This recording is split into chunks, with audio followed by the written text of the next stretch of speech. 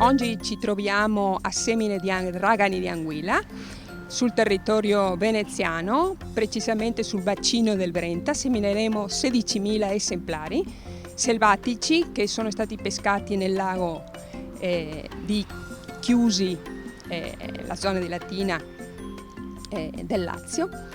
Semineremo 335 kg di anguille europea.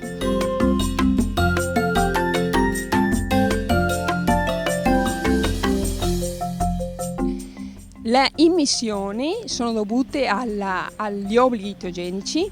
Sono i concessionari che derivano acque in questa zona che hanno l'obbligo di immissione di materiale ittico.